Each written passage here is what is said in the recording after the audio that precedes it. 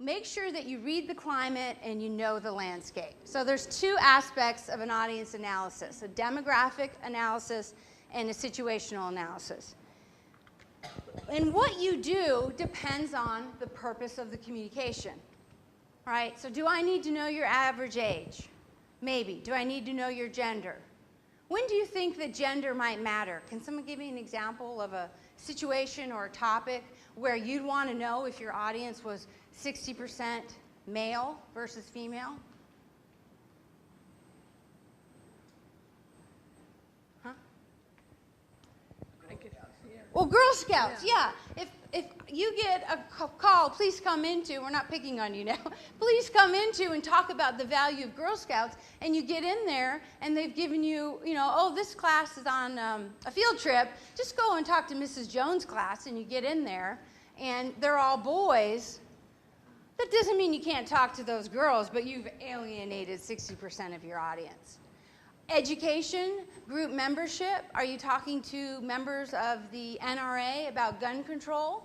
You would want to know that. How do you find that out? Well, you ask, if you can, who's going to be at this seminar? Who am I talking to? What is another other characteristic that might be important if you've been asked to brief your company on a crisis? They say, go to the boardroom. I want you to tell them where we are and what the next 24 hours looks like. What do you want to know about the people in that room?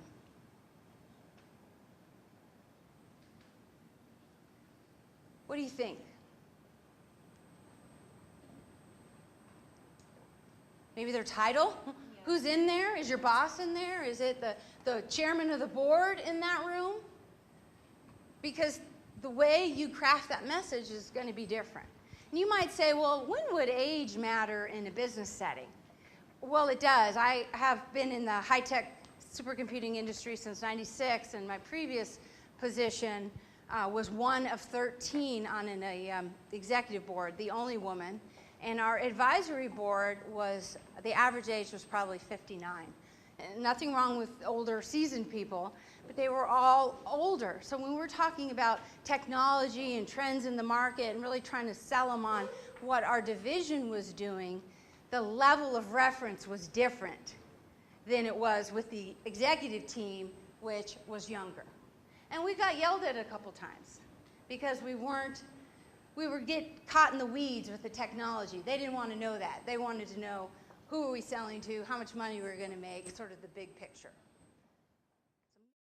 I believe that people are innocent until proven otherwise, and I felt like he was getting a raw deal in the media. You can act quirky, you can act strangely, it doesn't mean that you're guilty. And cable news operations in particular were coming to the conclusion that he must be guilty. He and his team came to me and said, would you be interested in representing us? And I felt like he deserves to have representation in the court of public opinion. What are the takeaways from some of the people that you've represented? I think one of the biggest takeaway is when you're dealing with cases of high profile, when they involve legal issues, you're going to have to deal with lawyers. And you have to take the legal system into consideration. And as a PR person, there are things that I would maybe want to do that would perhaps put a client into jeopardy by doing that. So you have to work closely with the legal team. So you have to be willing to fight for the PR aspect, but you also have to be willing to compromise at times with attorneys. And then, what is the most interesting case you've ever worked on? Oh my gosh. There's so many cases that I've worked on that are really interesting. I would say the one that I got most personally involved that had the most twists and turns is the Rod Blagojevich case. And that case I don't think is over. I think we'll be hearing more about that case, and I think the truth will eventually come out, and at the end of the day, history will correct itself. On here. One part of branding is emotional connection. One part is the actual experience. What do you feel when you interact with a brand? A lot of times, one part's consistency. I mean, there is a science to branding, and we don't need to lose track of that, which is, repeating your brand in a consistent fashion. I think I would probably say that it's a consistent and disciplined fashion. It doesn't always have to be perfectly exact. Then you mix in long-term investment, you slow smoke it, you serve. What do we want the brand to achieve? We want it to achieve a trusted understanding of what a relationship with our brand will look, act, feel, and taste like. So that you have an expectation that we can hit when you come to our restaurant. And if you've never been to our restaurant, you come in and you leave with a clear expectation of what the next experience is going to be like. You know, if you're not making the emotional connection, you're just one of the many out there that is selling a product or service. You got to move past. I don't mean this that sounded like I'm lecturing. You may choose to move fast.